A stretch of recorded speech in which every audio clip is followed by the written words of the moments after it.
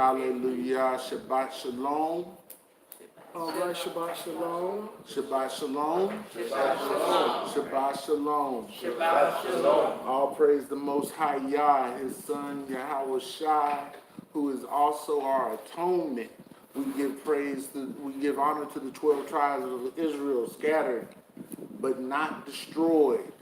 And it is Him, our Father, Abba Yah, that we have grace, and we have grace more abundant.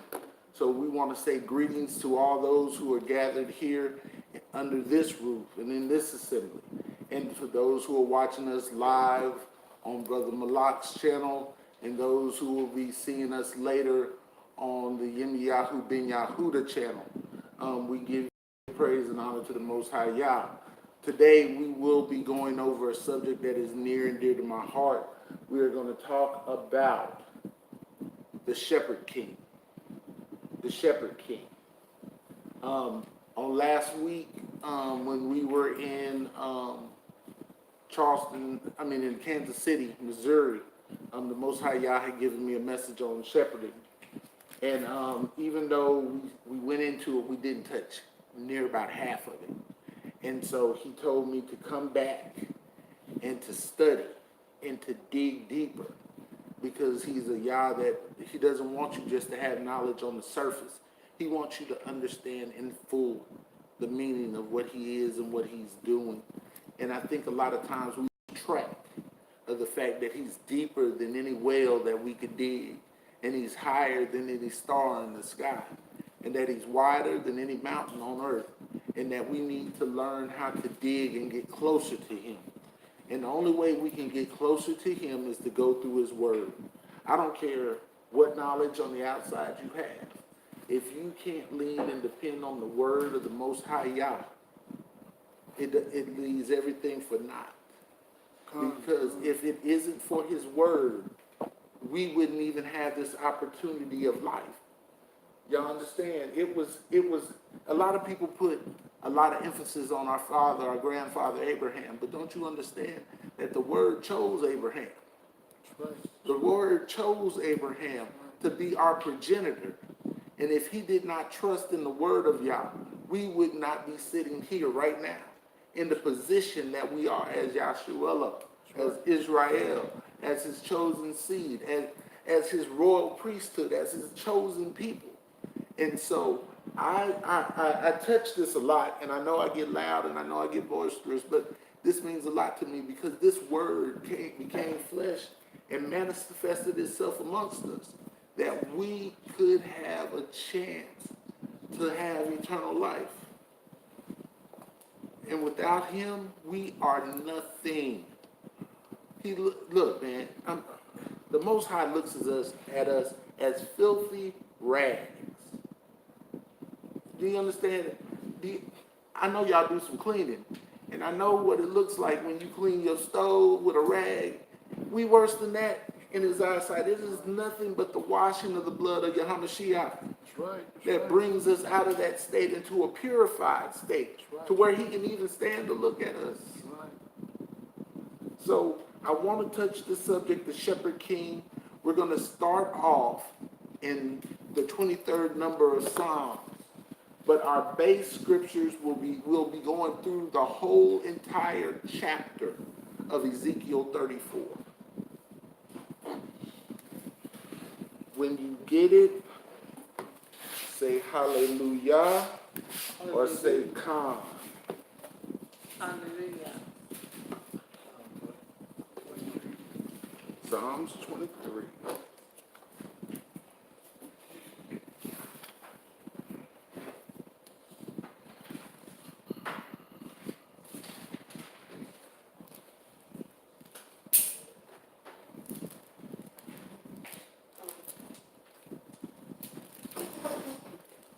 Everybody got it?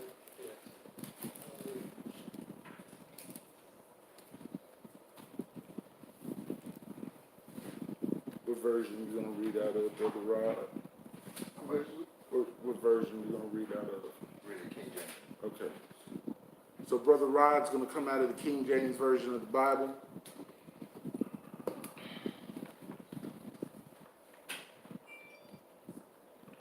y'all have it.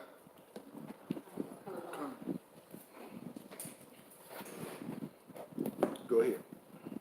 Yahweh is my shepherd, I shall not want. He maketh me to lie down in green pastures. He leadeth me beside the still waters.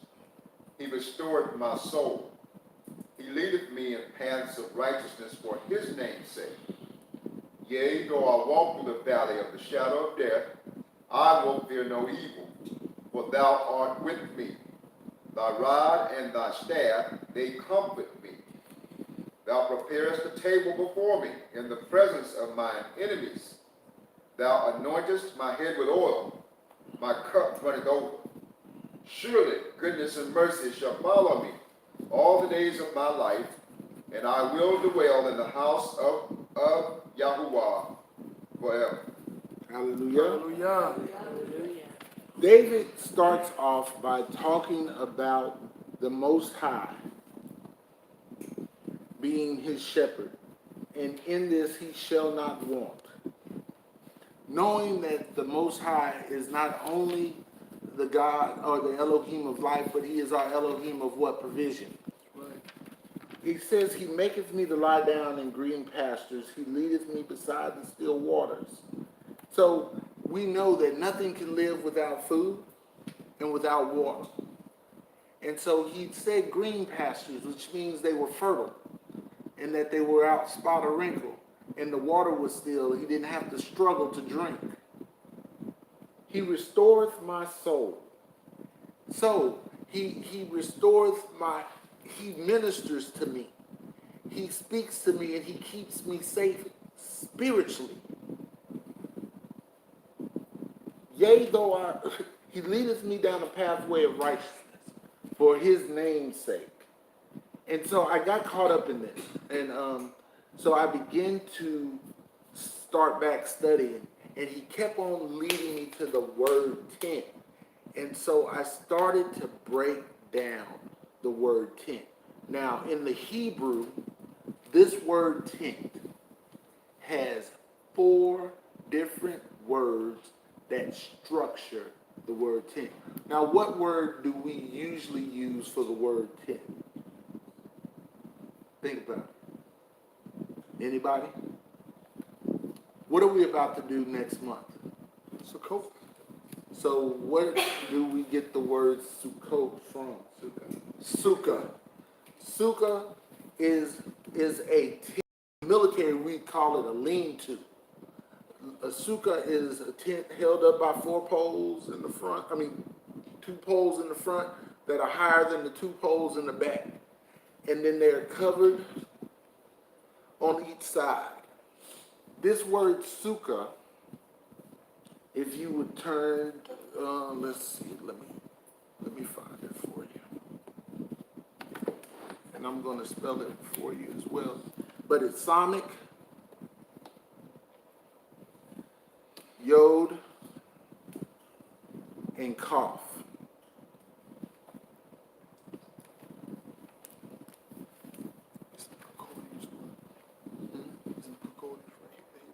No, I'll tell you the concordance word in a second. If you have your Strong's concordance,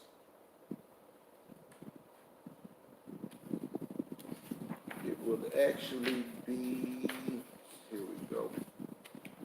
If you have your Strong's concordance, go to it'll be 7753. 7753. Now, this word sukkah kind of tickled me. It's not yod, it's va. It kind of tickled me when I was looking at it because it means to cover. And it also means a booth. Mm-hmm. So we get the word sukkot from sukkah, which means a booth or a covering. But it also breaks down to the word hedge. And when I first looked at this, it took me straight to Job. And I remember in Job chapter 2, which we touched before, that when the Most High and had the sons of men around him, or the sons of heaven around him, that Hasatan came forth, and he said he was going to and fro the land, seeking who he may destroy. And the Most High said, "Have you tried my servant Job?" And then Hasatan told the Most High, said, "Look, I can't. You got a hedge around it." And so I started to laugh spiritually, because I began to realize that Job had a sukkah around him. And I want to lead you into this, because if you don't understand the importance of a sukkah going into Sukkot, there ain't really no need for you to go out and have Sukkot. Because Sukkot is, look, to break down a tent, to build up a tent, you have to have a few things. You have to have tent poles. Well, the word Aleph, the word that we get father from, or Abba from. Ab is a pole that is sharpened on one end, and it usually sits in the front of the tent. It is the foundational pole for the tent. Every other pole you put your first pole down, and every other pole is structured around that pole. Then you put up the quilting on that pole. This pole holds up everything. It's the strongest pole of all the poles. And this covering, or what we would call grace, because grace is his covering, it is then held in place by ropes connected to tent pegs. Well, the tent pegs have to then be what, y'all? Fastened. The word, I was looking at Maury Yost today, and he made a very profound statement to me, and it kind of stuck. The word Levi, or Lewa, really means to something that is fastened or connected. And so the priesthood was the connection between Israel and Yahuwah. They were the administrators of what? Torah. So they were the earthly connection between Yahuwah and Israel. You could not go before Yah without a priest. You could not make supplication for yourself. You needed a priest. So a shepherd in his very function is not only one who tends for the sheep, but he also ministers them and keeps them safe. A shepherd also, not only does he protect his flock, but he also is the healing for his flock. If a sheep breaks its leg, who mends it? Does the shepherd leave it to be devoured by the wolves? Now, I want to touch this before we go into Ezekiel, because you got to have some foreground and you got to have some background. A shepherd is not only one who tends the sheep, but he is also a warrior. Why did he have okay, the first thing a shepherd would do was he would find the land or the routes where he would pasture his sheep. He was very familiar with the lands where he would take his sheep. He knew the watering conditions from stock to stock, from place to place. He also was one who would spot out a high hill. And in every place where he would lay his sheep to rest, there was always some high ground. And he would set his sukkah up on high ground. Why would he set his sukkah on high ground? So to see around. Yeah, so he could see around before anything would come into his way. And do you know, when you are sitting on a high slope and you are listening, the sound bounces off of whatever is the high point and it runs up the hill. So you can not only see down, but you can hear up. Have you ever noticed echoes? An echo is nothing but sound bouncing off of the walls or off of the sides of caverns and moving up. To add to that. Go ahead, go ahead. To add to that is, it's not only where you see around, but it's his vantage point. If anybody know anything about military, you know, you have the higher ground. So, you know, showing that our forefathers, like the Ox said, you know, they were experts in military tactics as well. You know what I'm saying? So just to add to what the brother was saying. When you have the vantage point, it is easier for you to aim and shoot down on the enemy than it is for him to aim and shoot up. Why is it harder for an enemy to shoot up? Not only gravity, but there's something more important than anything else. If I'm firing at you from a high vantage point during the day, there's something I don't have to look at. The sun. The sun. I lose the glare of the sun. That's right. The sun becomes an asset to me. That's right.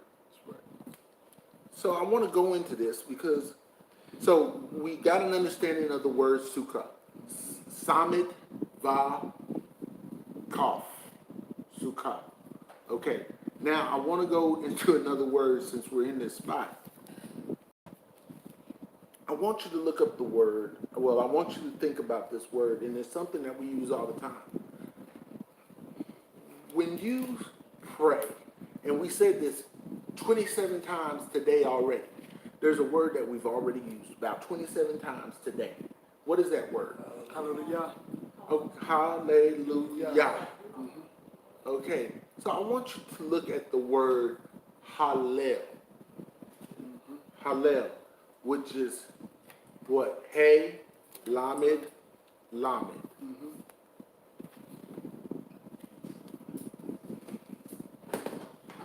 I'm going to write this down because I want you to see it.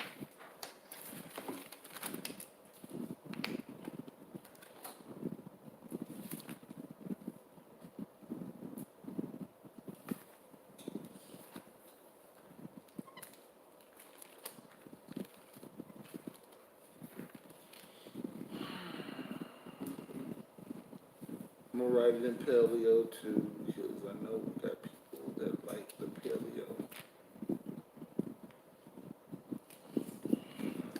I'm going to turn it so everybody can see.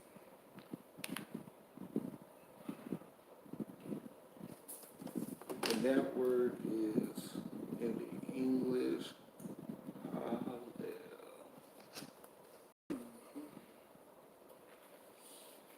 You good? What is hey? Behold. Come on, Hebrews. What's the letter hey representing?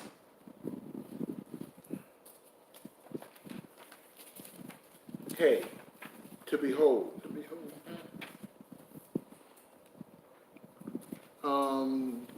Let me see something real quick before I break it down. You read my mind. I was just about to tell you that too. That she was reading my mind. I'm trying to find it. 19 what?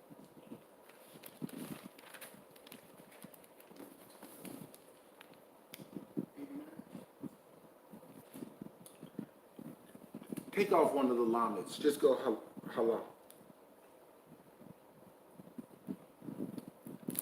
Did you find it? Can you find a number for it? We can. It can be Strong's number. 1984. Okay, yeah, 1984. Okay, cool.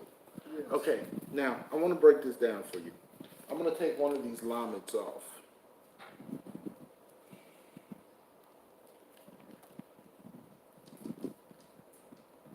First. So what's the shepherd staff represent to you? To anybody in this group? Protection. What else? To teach. To teach. What else? To guide. To guide. What else? To correct. Okay. These letters combined means to look forward or to look towards something, such as a light in the distance, the stars that always guide us, or a traveler or a shepherd to find his home in, or direction. So to hallel something is to look, boy, the Most High is amazing. To look towards, now what would a shepherd use to guide him? Light. The stars. Stars. What's the brightest star? No star. Most shepherds would always use the North Star as a guide. Now, I'm going to really tickle you when I tell you this. Shepherds didn't only take their sheep out in the daytime, but they also did at night. And when they traveled from place to place, this is how a shepherd would work. A shepherd would go to a hill, and he would set his sukkah up. These words go together. So you have a sukkah, but you also have to have hallel. Okay? So he would set his tent up on a vantage point that was high, and he would look down upon the sheep. He would place a hedge of protection around himself. So he could not be attacked by anything coming at him. And the only way to get to him would be go through the front of the tent. Now, anybody that's a soldier knows this. What do we usually place at the front of the tent? There's the door at the front of the tent, but we also have a weapon, which was the eye. So we'd have our spear, but there was another weapon that we always used. That's it. We would always place a campfire in front of our tent. Yes. Because one, animals are afraid of fire. Yes, yes. And we had the ob there. Man should be afraid of fire, but we're not. We use it as a weapon. We use it as an instrument. That fire also is essential. That when the shepherd would take his sheep out at night, he would use the North Star to guide him back to where in the distance he could see the light in front of his sukkah. Why was it that when the children of Israel left out of Egypt, he took them straight to Mount Sinai? Because that's where the Most High sukkah was. That's right. When he came down and he introduced himself to Israel, how did he come down?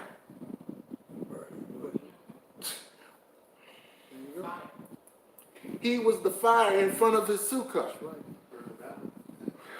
He burnt the top of the mountain. When he set up, man, I'm about to run up out of here.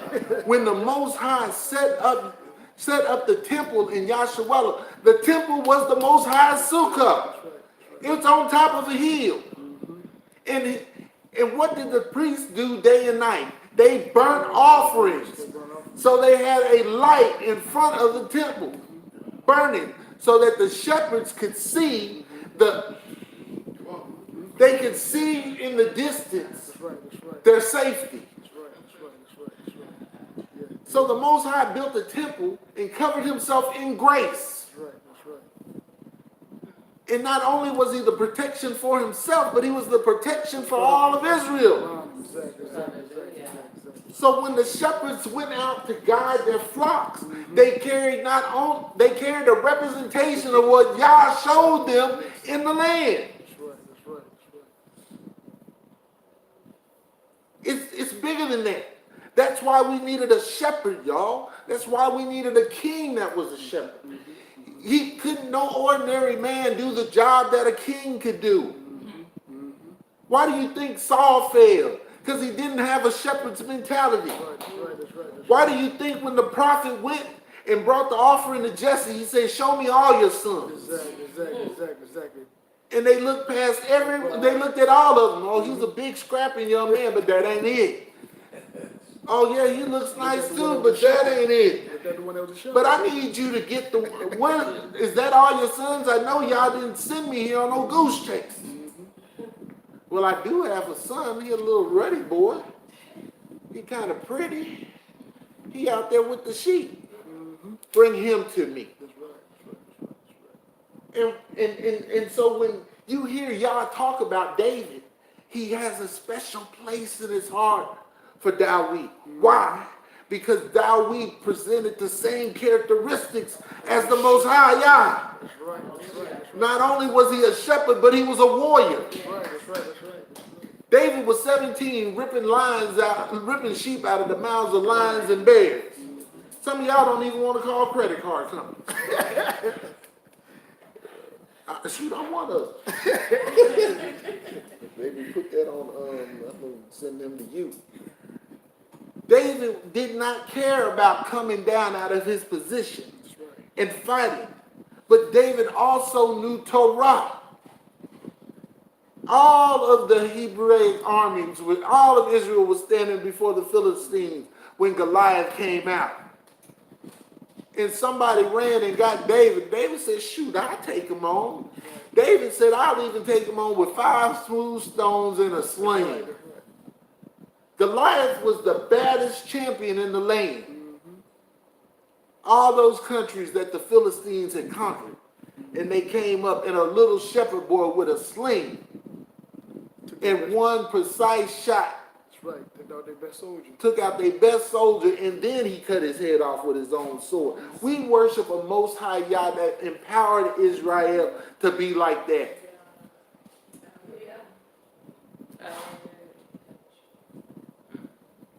So when I see the word Hallel, or when I see the word Halak, I realize that not only am I looking to the heavens for my strength, because he said, I look to the hills from which cometh my help. My help cometh from Yahuwah. Why did he look to the hills? Because he knew the hills was the vantage point from where the shepherd was. Hallelujah. He never left us or forsaked us. Right. Y'all go to Ecclesiastes. Let's go into Ezekiel. Because now that you got the background, we can go in. Because if you don't know what a shepherd's supposed to do, there's no way this will make sense to you. And what chapter was? 34? 34.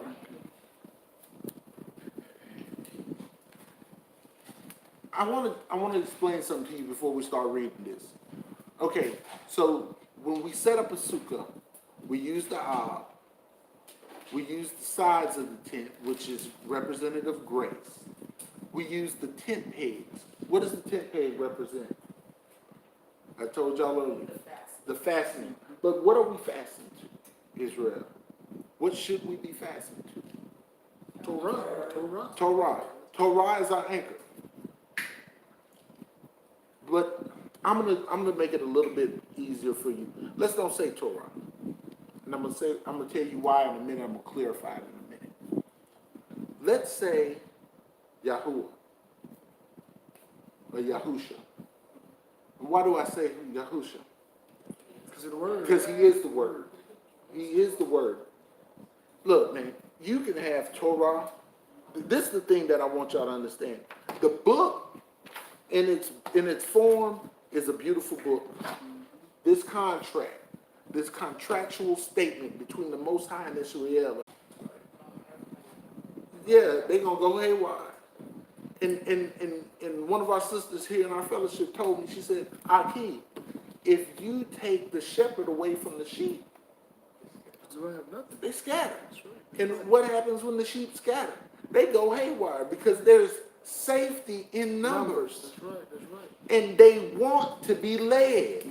Do you understand that animals want to be led? They want a leader. That's right. We the only people that don't want to be led. That's right. Yahsara'al don't want to be led by anybody. That's right. That's right. I'm in charge. I'm the leader. We have no look, I'm humble.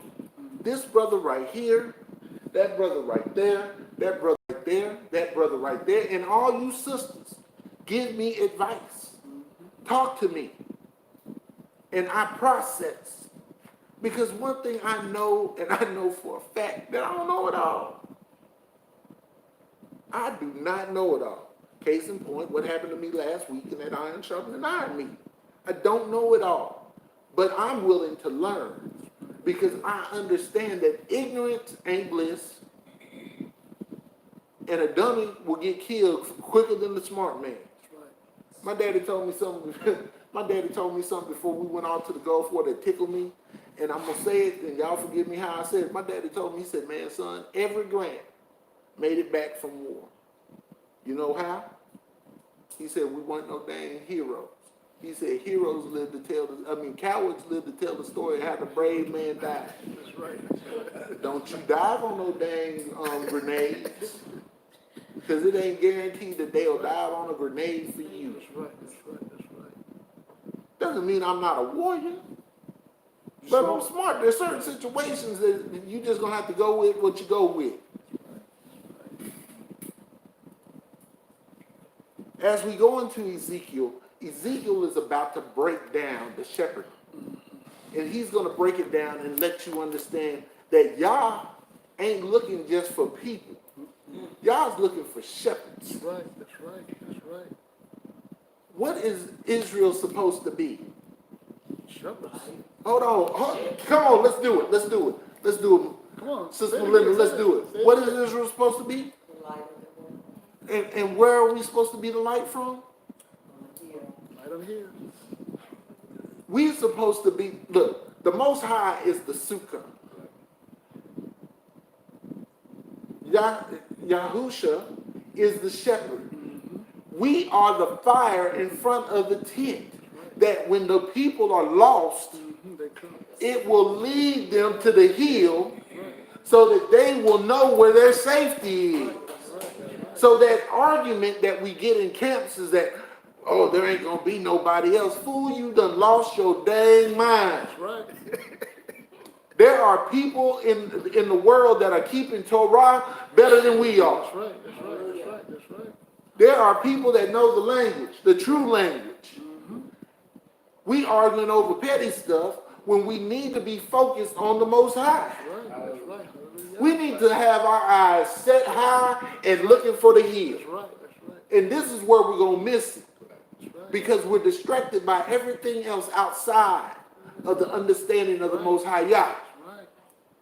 Look, I understand that we are some law-abiding. We want to learn contract law. We want to learn all these different things. We got to learn these things because it's Torah. But don't forget, we need Ruach. Because I don't care if you know how to write a contract. I don't know if you understand the studying of the contract. But if you don't write it in the spirit Ruach. That's right. of the Most High, your contract is still null and void. That's right. That's right. That's right. Right. See, I gotta take you here. The high priest knew the contract. They're the administrators. They administrated the contract, but they had no ruach. And their thing was null and void. That's right. That's right. That's right. That's gonna go over a lot of people's head.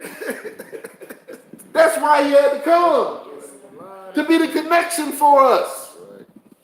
Because the priesthood failed. Right. But Melchizedek did not fail him. And so I'm going to walk down Melchizedek's lineage. And I'm going to walk in the honor of a priest. And I'm going to be able to go in the holy place like no other priest could. Because I'm going to die for you. I'm going to take my blood and scatter it on the mercy seat for you. And you are going to deny me. That's right. The book told you that a shepherd was coming. All you had to do was search the book. The sad thing about it, though, Ak, is they've been denying Yahusha from the beginning. David ain't coming back. David's job is bingo, done, complete. Yahtzee, game over. That's right. If you looking for David, you a fool. I'm sorry, but it's the truth. David was made corrupted. He came from man and woman. When he died, his body corrupted immediately. That's right. That's right. But Yahusha, Yahweh, he came from man and from God. He wasn't from here. That's right. That's right. That's right. He came out of the loins of Elohim through the Spirit. That's right. The grave couldn't hold him because he wasn't corruptible. That's right. That's right. That's right. Hallelujah. Hallelujah. Right. He slept, but he did not die. He got up. And when they saw him, What did they say? He said, hey, don't touch me. For I have not ascended yet to my Father. That's right. Don't put that on me. Then you defiled. You're not even clean. I came back. I left a receipt for you. That's right. I left the receipt in the tomb. So you'll know we married now. That's right. And I'm going to come back for you. The bride. The white sheet, the bride price has been paid. That's right. They go down. The sheet got blood on it. I'm perfect. That's right. They go over a lot of their heads, man. They don't The sheet got blood on it, baby. We good. That's right. I'm coming back for a bride that's pure and without wrinkles. You just got to connect to me. That's right. I want us to get out of this mindset, man, that we can do this without y'all. Man, I don't care how much we study, man. I study a lot. I don't study. Look, I know some sisters in my fellowship. I know some brothers in my fellowship that study a lot more than me. But I'm one of those people that I got to eat a little bit and I got to think. I got to eat a little bit and I got to think. I'm like Subway. I got to eat a little bit of the sandwich. I got to put it down. Some of these jokers can get that sandwich and they can go. You know, but I got to eat a little bit and think a little bit because I process different. And when I started thinking about this thing about the shepherd, my spirit started to overflow. Man, I ain't been this hype about a message in so long because I realized what he showed me. That's right. Hallelujah. I'm a reflection of him. That's right. That's right. So this not only is him, this is me. You're a representation of him. Woo! In this realm. That's right. I got to walk like he to walk. Right. And then when I found out I could be in 144,000, woo, I will share that story with y'all. If y'all ain't seen it, I'll share it at a later date. When I found out that I wasn't a virgin, well, I knew I wasn't a virgin, but when I realized that I couldn't be in 144 because I wasn't a virgin and I had defiled women, you know, and my spirit was laid low, but I realized something too. I may not be able to walk in the 144,000 seal, but through the death, burial, and resurrection, I can walk through the first fruit of the 144,000. See, what a lot of people don't understand is Yeshua was the first of the 144,000. Exactly. And they sitting up there talking about he had a wife and Mary. No, dude. No, that's a lie. He didn't have no wife and he ain't got no babies. Exactly. All of us is babies. Exactly. I don't want to call. Okay. Go to John 3:16 real quick.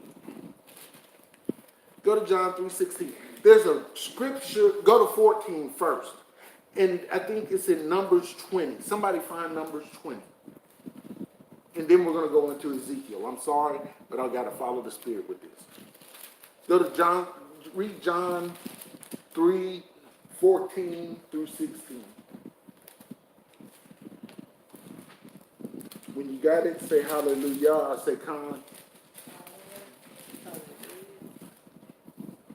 John chapter 3, verse 14. And as Moses lifted up the serpent in the wilderness, even so must the Son of Man be lifted up. Hold up. So as Moses lifted up the serpent in the wilderness, I'm going to go back to this. Because Moses was a shepherd too, if y'all didn't know. I'm sure y'all should know that Moshe was a shepherd. Okay, so as Moses lifted up the serpent in the wilderness, go ahead. Even so must the Son of Man be lifted up, that whosoever believeth in him should not perish, but have eternal life. For God so loved the world that he gave his only begotten Son, that whosoever believeth in him should not perish, but have everlasting life. Okay, stop. So what's the precept?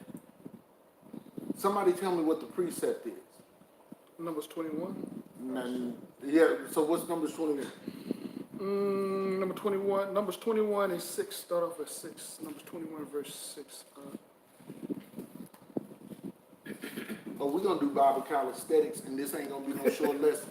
So if you time constraining, just let us know. Just hold up a finger like we used to do in the church. and slide on out. We'll catch you on the next one.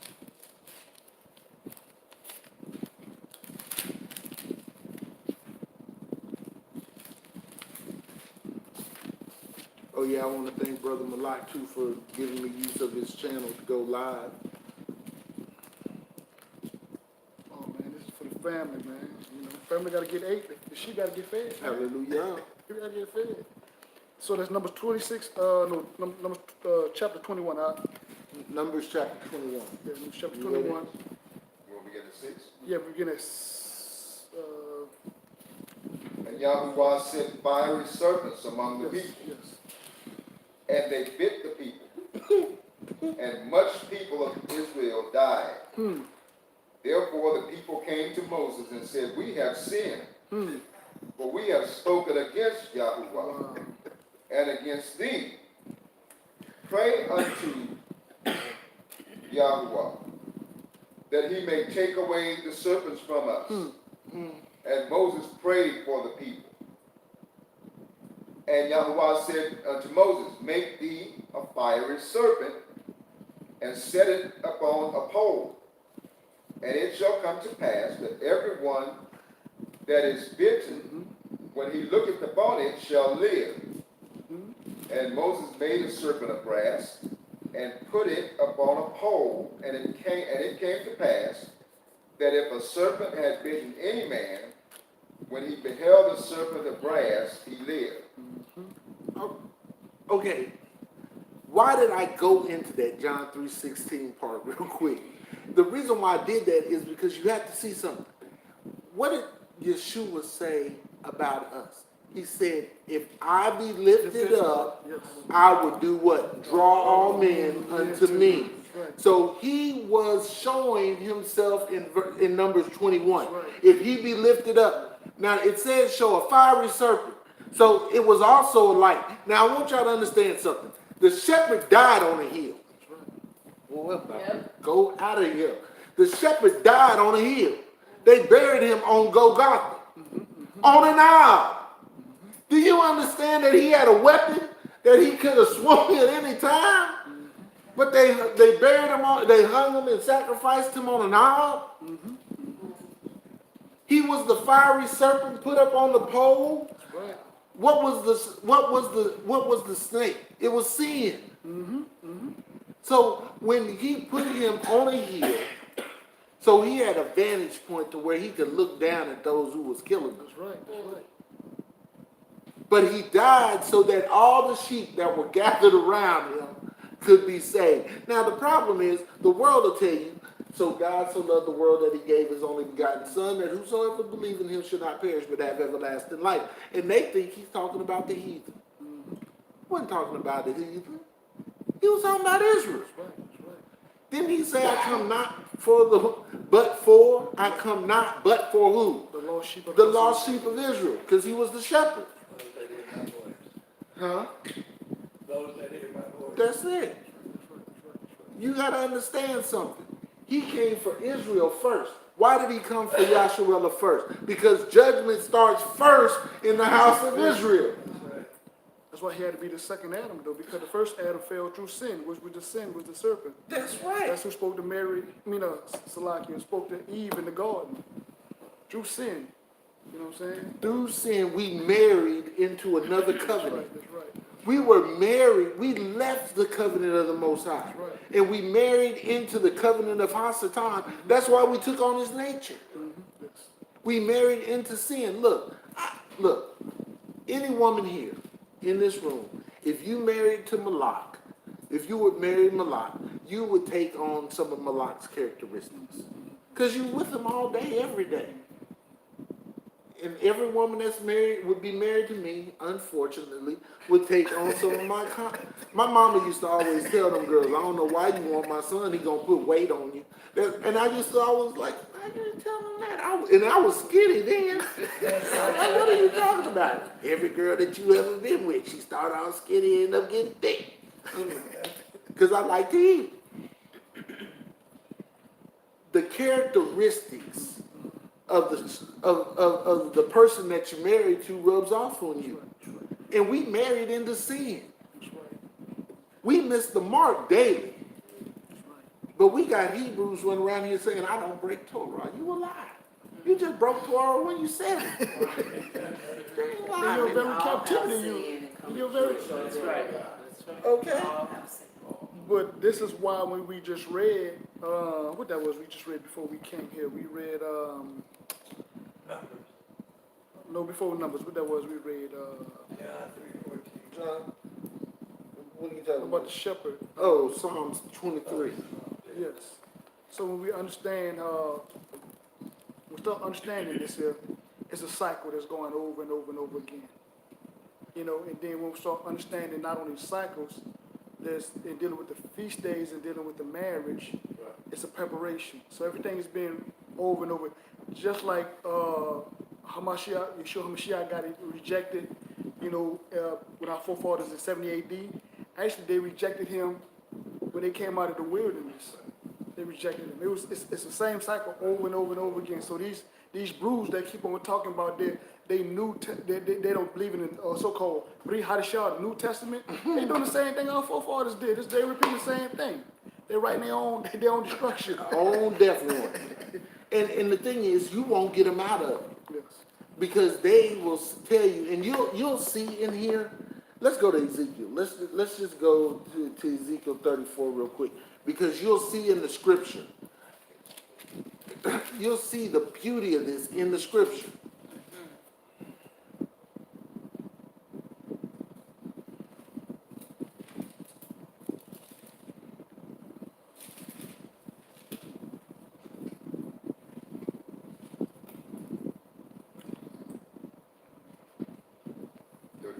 Yes. And the word of Yahweh came unto me, saying, Son of man, prophesy against the shepherds of Israel. Prophesy, and say unto them, Thus said Yahweh Elohim unto the shepherds, Woe be to the shepherds of Israel that do feed themselves. Should not the shepherds feed the flocks? Ye eat the fat, and ye clothe you with the wool. You kill them that are fed, but ye feed not the flock. Hold on, stop. Who was he talking to? Who are the shepherds? But he was talking, you eat the fat. I'm the priest. He had to talk to a priest. He had to be talking to a priest. Because the priests have the only option of eating fat. Because what was the fat given for? It was the sweet savor to the Most High. So it was an offering set aside for the Most High and for Him alone. That's why He told us not to eat any fat off the meat, because it's the sweetest smelling part. And actually, it ain't good for you, but it is so delicious. Y'all remember them steaks back in the day with them thick edges and they had that fat on it, that marbling, like them old folks say, that marbling. You know, that man, I just didn't want to cut that fat off, man. But it was supposed to be burnt completely up and be an offering to the Most High Yah. Go ahead, Rob. The disease have ye not strengthened, neither have ye healed that which was sick, neither have you bound up that which was broken, neither have you brought again that which was driven away. Hold on. Those things, he's going down the prerequisites of a shepherd. Exactly. You didn't bond up those that were hurt. You didn't go get those who ran away. What else didn't he do? You didn't mend those who were sick. That's right. Exactly. The shepherd had a responsibility over the sheep that was so important. Do you know the shepherd was not only the protection, he was the doctor. He was the lawyer for the sheep too. Yeah. So he picked what sheep lived and what sheep died. That's why Elohim loved David, because Elohim knew that David had a heart after his, because he was a good shepherd. It says also, and neither have ye sought out they that which were lost. Yeah, you didn't go after those sheep that have been scattered.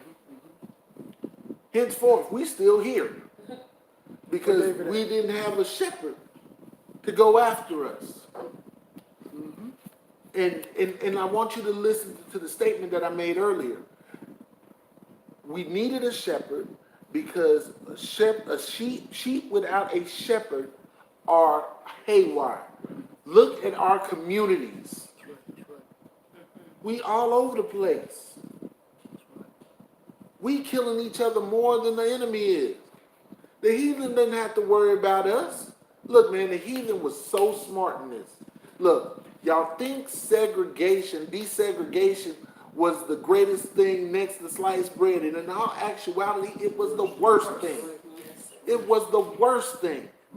We had Black Wall Street when they couldn't even sustain their own Wall Street. We had Harlem, the Harlem Renaissance. Do you understand that we make up 70% of the gross national product of this company, in this country? We spend more money than any ethnic group in this country. Why do you think they wanted us here? We are the blessing of the world. This is why they bring all these other foreigners come into the communities and they get rich. They know who you are. You don't. That's right. And you don't know who you are. And this is what I really want to tell you.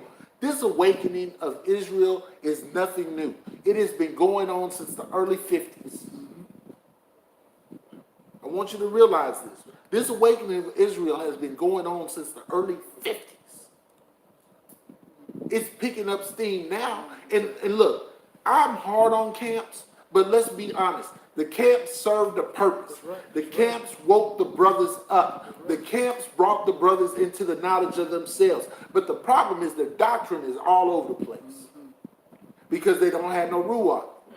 Any man that can tell you that sex is marriage ain't got no ruach. Because if we say sex is marriage, there ain't no whores. That's right. And so if there ain't no whores, then why did the Most High write anything about adultery? That's right. So what you're doing is now proving the Most High to be a lie. That's right. If your doctrine goes against the Most High,